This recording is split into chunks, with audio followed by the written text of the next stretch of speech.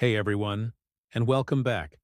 Have you ever felt that gut-wrenching suspicion, that cold knot in your stomach telling you something is terribly wrong, even when everything on the surface seems perfect? I'm going to tell you a story about Mark, a man who lived that nightmare. His wife Jessica was the love of his life, his high school sweetheart.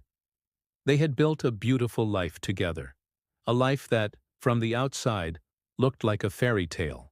But fairy tales are for storybooks. In the real world, secrets have a way of poisoning everything. Mark was a simple man. He was a software engineer who loved his job, but he loved coming home to Jessica even more. She was vibrant, a social butterfly who lit up every room she entered. For years, their life was a comfortable rhythm of work, weekends with friends, and quiet evenings together. Mark trusted her completely, implicitly. Why wouldn't he? She was his everything. But then, small things started to feel off. It wasn't one big event, but a series of tiny, almost unnoticeable cracks in the foundation of their marriage. It started with her phone. Jessica, who once left it lying around without a care, now guarded it like a secret agent. It was always face down on the table, or clutched in her hand. Then came the late nights at work. Jessica was a marketing executive, so overtime wasn't unusual. But suddenly these late nights were happening 3, sometimes 4 times a week. When Mark would call her office, she'd already left. Her excuse?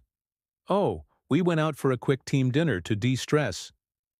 It sounded plausible, but the excuses started piling up, each one a little less convincing than the last. The real alarm bell rang on their anniversary. Mark had planned a surprise romantic getaway to the same cozy cabin where he'd proposed. He'd been looking forward to it for months. But the week before, Jessica came to him with a somber look on her face. A huge, unavoidable work conference had just come up in another state. "It's for a massive promotion, honey," she'd said, her eyes pleading. "It breaks my heart, but I have to go." Mark, wanting to be a supportive husband, hid his disappointment and told her he understood. He even drove her to the airport, kissing her goodbye as she wheeled her suitcase toward the departure gate. The sting of disappointment was sharp, but his trust, though strained, was still intact.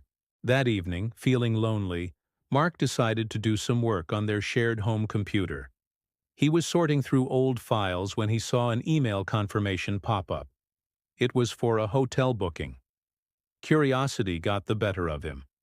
He opened it. The hotel wasn't in the city of her work conference. It was for a luxurious beachside resort, just 2 hours down the coast. And the name on the reservation wasn't just Jessica's.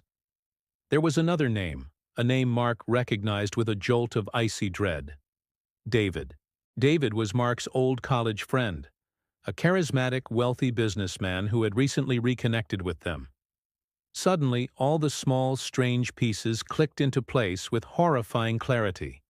The secret phone calls, the late nights, the sudden distance. It wasn't work. It was David. The world tilted on its axis. Betrayal is a unique kind of pain. It's a fire that burns you from the inside out, turning love to ash. For a moment Mark wanted to scream, to break things, to call her and confront her. But as the initial wave of rage subsided, a cold, chilling calm washed over him. An idea began to form in his mind. He wasn't going to explode. He wasn't going to give her the satisfaction of a messy, dramatic fight. No. He was going to be smarter. He was going to be 3 steps ahead. The first step was gathering undeniable proof. Mark was a software engineer after all. He was methodical, patient, and very, very good with technology. He installed a discreet keylogger on their home computer. He knew it was an invasion of privacy, but their marriage vows had already been shattered. He was just picking up the pieces. Within days, he had everything. He saw the chat logs, filled with flirtatious messages and secret plans. He saw the emails confirming not just this trip, but others. He even found deleted photos, pictures of Jessica and David, laughing together, looking far too comfortable, Each piece of evidence was another twist of the knife in his heart, but it also hardened his resolve. The second step was planning his response. He didn't just want to leave. He wanted Jessica to understand the full weight of her deception. He continued to play the part of the loving, clueless husband. He sent her texts saying, "Miss you, hope the conference is going well," while his stomach churned. He even sent flowers to her office, knowing they'd sit there on her empty desk, a public symbol of his devotion. Meanwhile, he met with the best divorce lawyer in the city. He meticulously documented every asset, every financial statement. He made sure that when the time came, the separation would be swift, clean, and decisively in his favor, thanks to the infidelity clauses in their state's laws. The third and final step was the execution. This was the part that required the most control, the most nerve. Jessica was due back on Sunday evening. On Saturday morning, Mark packed his bags. He took only his personal belongings and the things that truly meant something to him. He then went to the bank and quietly moved his personal inheritance and half of their joint savings into a new, separate account, as his lawyer advised. The house they lived in had been bought with a down payment from his family's inheritance, a fact his lawyer assured him would be very significant. His final act was a masterstroke of cold, calculated precision.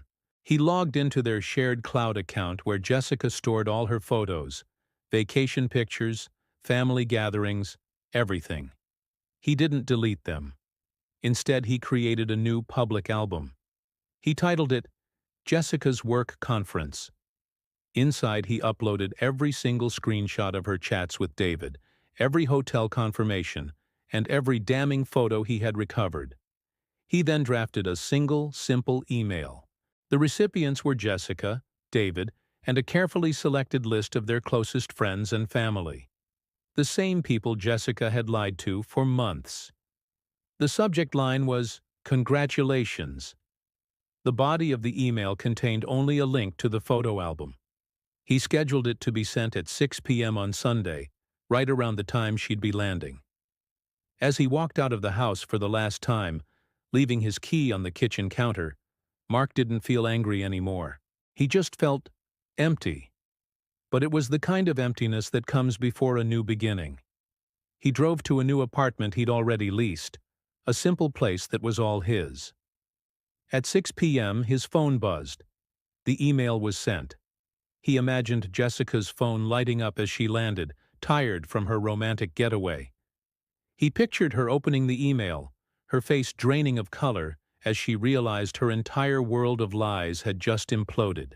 He imagined the frantic calls from her friends, her family, and the deafening silence from David, who would be busy doing damage control of his own.